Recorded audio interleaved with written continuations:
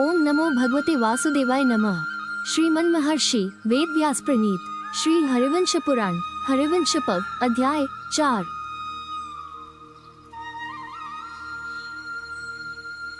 पृथु का उपाख्यान, राज्य वितरण और दिक्पालों की प्रतिष्ठा।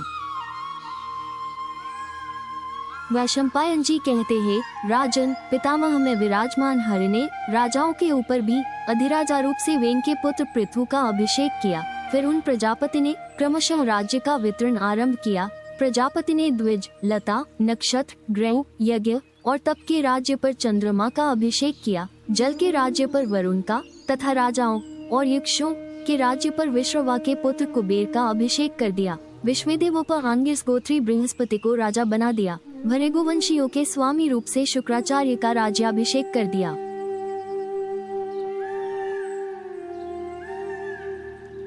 आदित्यों के ऊपर विष्णु को और वसुओं के ऊपर अग्नि को राजा बना दिया। दक्ष को प्रजापतियों का, इंद्र को मरुतों का तथा अमित पराक्रमी प्रहलाद को दैत्य और दानवों का राजा बना दिया। एवं पितरों के राज्य पर विवस्वान सूर्य के पुत्र यम का अभिषेक कर दिया। षोडशमात्रिका, व्रत, मंत्र, गौ, यक्ष, राक्षस, पार्थिव पदार्थ और साध्य देवताओं के राज्य पर नारायण का अभिषेक कर दिया और रुद्रों के राज्य पर वृषभध्वज शंकर जी अभिषिक्त हुए। विप्रचित्ति को दानवों का राजा बनने का आदेश दे दिया और सकल भूत पिशाचों का शूलपाणी महादेव जी को राजा बना दिया। हिमाचल को पर्वतों का और समुद्र को नदियों का राजा बना दिया। गंधद्रव्यों, मरुद्रनों, अमूर्त भूतों तथा शब्द और आकाश वाली वस्तुओं के राज्य पर भी बलवानों में श्रेष्ठ वायु का अभिषेक कर दिया। प्रभावशाली चित्ररथ को गंधर्वों का स्वामी बना दिया। वासुकी को नागों का और तक्षक को सर्पों का राजा बनाया। हाथियों का ऐरावत को, घोड़ों का उच्चैश्रवा को और पक्षियों का गरुड़ को राजा बना दिया।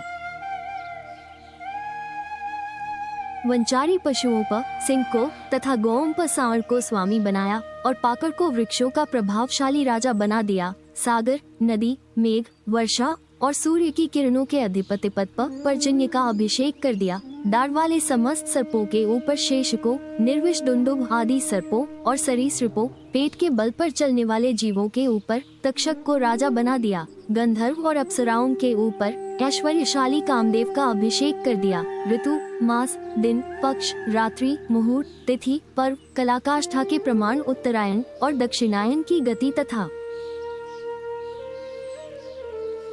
उपराग अर्थात ग्रहण के अभिमानी देवताओं पर प्रभु संवत्सर का अभिषेक कर दिया। भारत पितामह ने इस प्रकार क्रम पूर्वक राज्यों का विभाग करके फिर दिक्पालों की स्थापना की थी। उन्होंने वैराज प्रजापति के पुत्र राजा सुधनों को पूर्व दिशा के दिक्पाल पद पर अभिषेक कर दिया। करदम प्रजापति के पुत्र महात्मा राजा शंखपद को दक्षिण दिशा के दिक्पाल पद पर अभिषिक्त किया। इसी प्रकार पश्चिम दिशा में रजस के पुत्र अच्युत महात्मा का राजा दिक्पाल के पद पर अभिषेक कर दिया।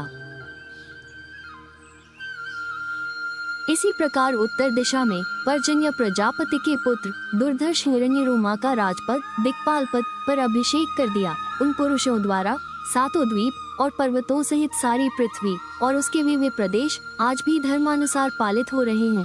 जनेश्वर, इन राजाओं ने वेद में वर्णित विधि से राजसूय यज्ञ में राजाओं के भी राजा के पद पर पृथु का अभिषेक किया था।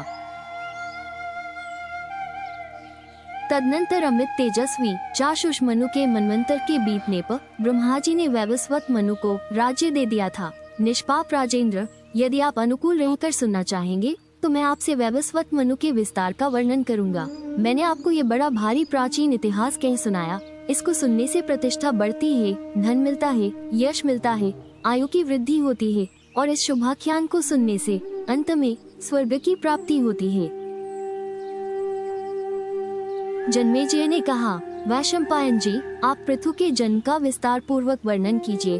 उन महात्मा ने इस पृथ्वी को किस प्रकार दोहा था, पितरों ने इस पृथ्वी को जिस प्रकार दोहा था, देवता तथा ऋषियों ने, दैत्यों और नागों ने, यक्षों और वृक्षों ने इस पृथ्वी को जिस प्रकार दोहा था, तथा पर्वत, पिशाच, गंधर्व, द्विजोतम और महान शक्तिशाली राक्षसों ने इस वसुंधरा पृथ्वी को जिस प्रकार दोहा था, वह बताइए।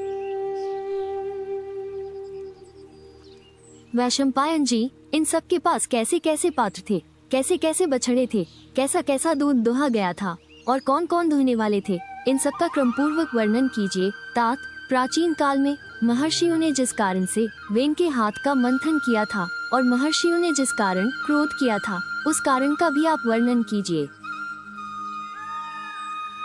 वैशंपायन जी ने कहा, जन्मेजय, मैं तुमसे वेन के पुत्र पृथु का चरित्र अब विस्तार पूर्वक कहता है। इस चरित्र को एकाग्र और सावधान होकर सुनो। राजन, जिसका मन तुच्छ हो, जो अपवित्र हो, जो कुशिष्य हो और जो व्रत न करता हो तथा जो कृतघ्न हो एवं जो संसार का अहित करने वाला हो, उससे इस चरित्र का वर्णन नहीं करना चाहिए। राजन, ये इतिहास स्वर्ग, यश, आयु तथा धर्म की प्राप्ति कराने वाला और वेद के समान है। ऋषियों ने इस रहस्य का वर्णन किया है, इसे तुम यथार्थ रीति से सुनो।